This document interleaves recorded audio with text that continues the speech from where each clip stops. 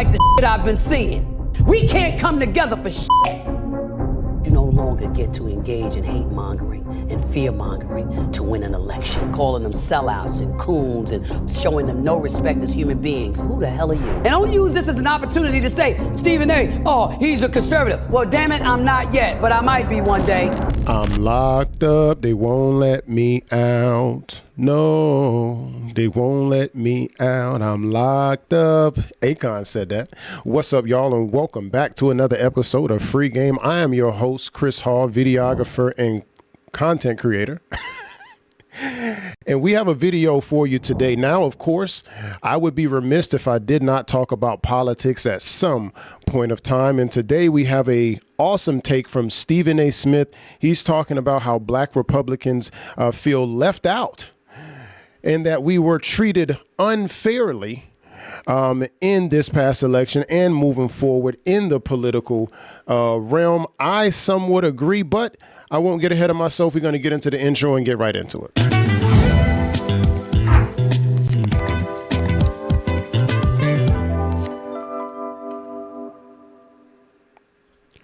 All right, we are back like cook crack. Let's get into it. Let me get back to the issue, however, of black conservatives. And I've touched on this subject on many, many occasions, and I'm going to touch on it now, but never before have I touched on this subject the way that I'm going to right now. There's a lot of times it could be a Candace Owens. It could be a Larry Elder. To a lesser degree, it could be a Byron Donald. I remember Armstrong Williams. He's been out there for many, many years. I've known him for many, many years. Even to a lesser degree, somebody like Sage Steele, who used to work at ESPN and now, helped the Trump campaign. And who knows, for all we know, I don't think she's interested in it, but who knows? She might end up being press secretary one day. I don't know. Whatever it is, I hope she does well. I wish her well. Sage and I got along. I like Sage Steele. I really like Sage Steele. Let me say this. Over the years, we've seen a level of vitriol emanating from black conservatives to a point where people who are not conservative vilified them because of it. I was never down with that. I'm a registered independent who primarily votes Democrat. There have been several occasions I've been tempted to vote Republican, to vote conservative. Hell, some of the times I regretted I didn't. And who knows what the future holds with me with some of the nonsense that I saw from the left, particularly leading up to this election with woke and cancel culture and all of that stuff. But that's a different story for another day. Here's the point that I want to make.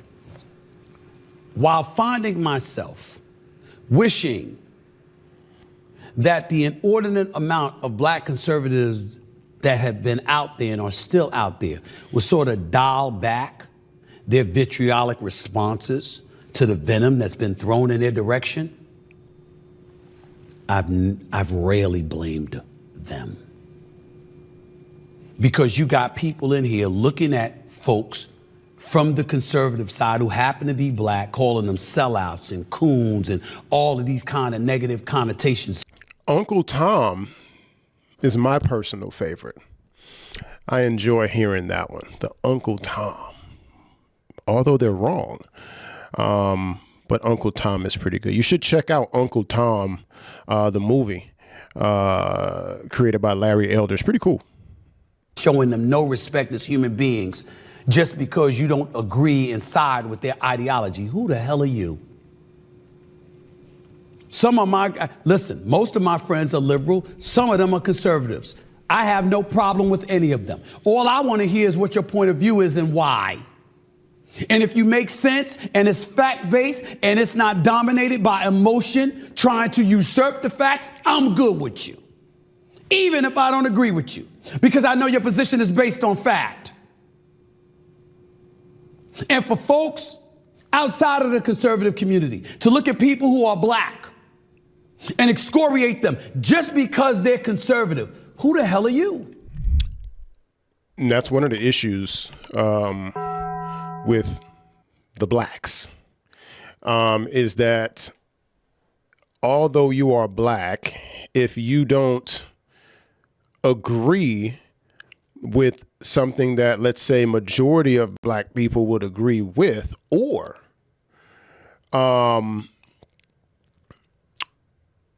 you support a certain president or position politically, regardless of the shade of your skin, black people will turn on you and call you everything except a child of God. Where are your facts?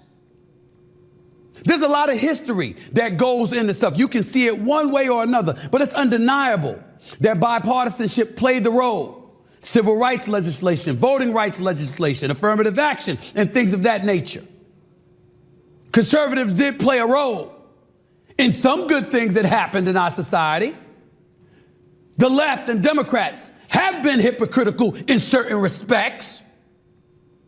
So if we're going to call balls and strikes, call balls and strikes. But we didn't do that. And we never do that when it comes to black conservatives. And don't use this as an opportunity to say, Stephen A., oh, he's a conservative. Well, damn it, I'm not yet, but I might be one day. There have been rumblings and talks in the conservative circle that Stephen A., now since he's started this independent podcast from Disney and them, his contract has been renewed already. So, he's already in contract. And I think when he goes across the train tracks, if you will, the proverbial train tracks, if you will, and goes on his show on ESPN, LMNOP, then he turns more liberal, right?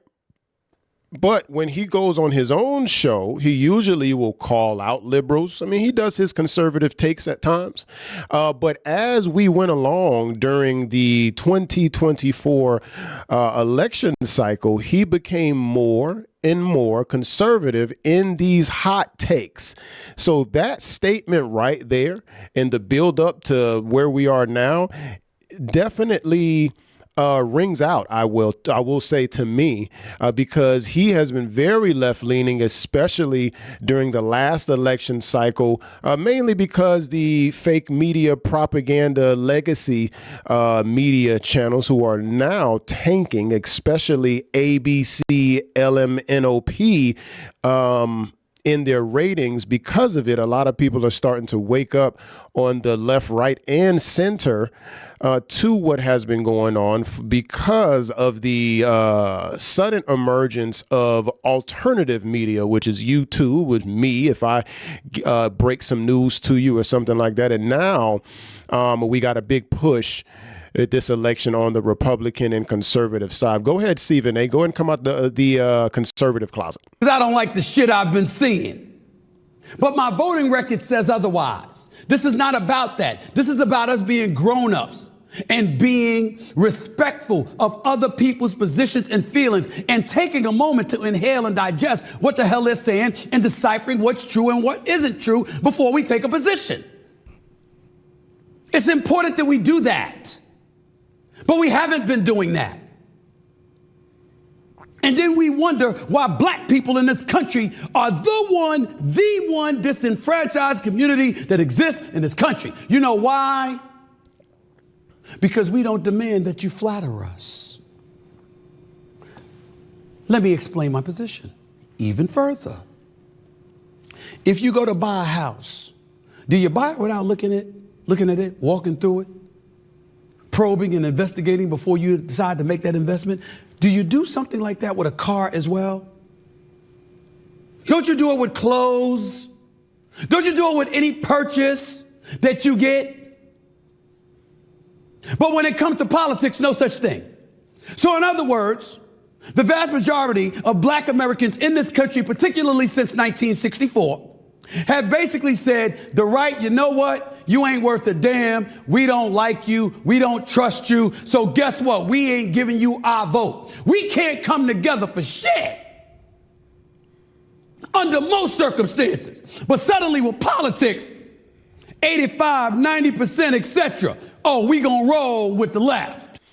Black people, black women in particular, but black as a whole, we have pulled the Democratic lever at a 90% clip. That seems to be the only thing that we all agree upon, whether silently or being outspoken about it. But we can't seem to come together on anything else. It's as if we don't even look in to the other party. It's almost automatic. Why even go, right? What's the point?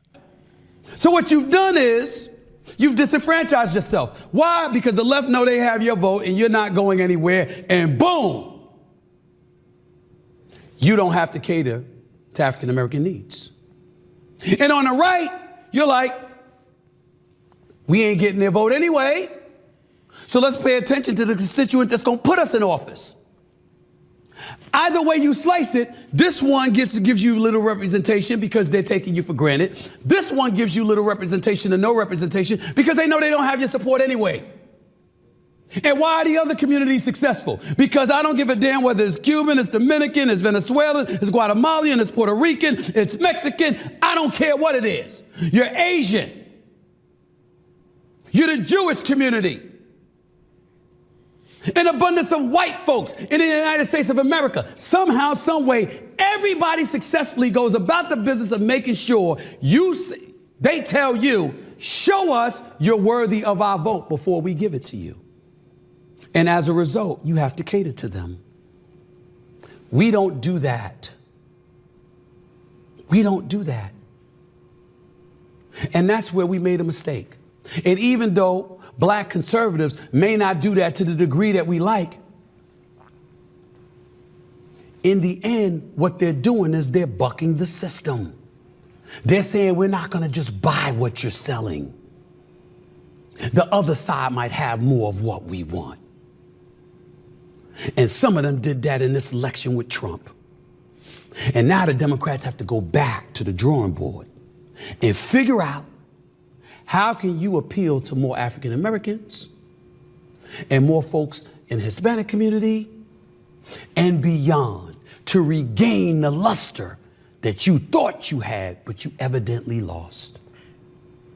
In other words, ladies and gentlemen, even when things look bad, there's light at the end of the rainbow. You know what that light is? Believe it or not, Donald Trump winning the election because it forced everybody to stand up and pay attention and recognize that you no longer get to engage in hate mongering and fear mongering to win an election. You actually got to go out there and win it. Black conservatives have something to do with that. So they ain't gonna get hatred from me. And they shouldn't from you or anybody in the African American community. Enough with the childishness. Let's grow up and use our mind and our brains far, far more than our emotions. Let me get back to the issue. Well, you saw that. You heard that. Now, I agree with everything the conservative said there, Mr. Stephen A. Smith, as he comes out of his conservative closet there. I know it's tough, brother. It is tough. You get a lot of vitriol from the black community, but as a independent or conservative, whatever you want to call yourself, at least you are listening and you've woken up. I do agree with him about the left going a little too far left for most people, and it kind of turned a lot of people off to where Trump did end up getting elected into his second term. There was plenty black conservative, which Stephen A. so eloquently brought up, such as Candace Owens, Sage Steele, Byron Donald. I remember when Byron Donald was on The Breakfast Club and I believe Angela Rye, which is their lapdog of the left, who Charlemagne brings out every so often to sick on black males, conservatives, when they come on the show, because she believes that she knows about politics. So instead of having civil discord with the black conservatives, she'd rather engage in, like Stephen A. said, vitriol, name calling, over talking, aggressive tones, instead of just dictating the facts and let the facts do what the facts do. There's plenty of conservatives like Thomas Sowell, which is a historical great economist of the United States of America. To me, I wish I would have found him out earlier than I did, because now he's like in his 80s or close to 90 or something right now. I don't see him doing many, speaking engagements, but I do wish that I would have gotten onto him a lot earlier. But we don't talk about these things. Ben Carson, a former U.S. Secretary of HUD, and a all-star neurosurgeon. I believe he was the first neurosurgeon to disconnect. I don't know the exact medical term, but conjoin twins at the brain. And they both survived. So these are great black men, but we instead would rather giggle, cackle, dance, twerk with the likes of Kamala Harris, Glorilla, Cardi B, Meg Thee Stallion twerking on stage for votes, the Avengers. That's who you would rather us black conservatives lean towards. And I believe the most underserved group of individuals this past election was black men. I believe that they were so underserved that they were more chastised than actually included in this past election, especially coming from the left. The left would rather push on abortion and LGBTQ, LMNOP rights and women in power, which all three of those don't really resonate to men as a whole, black men in particular.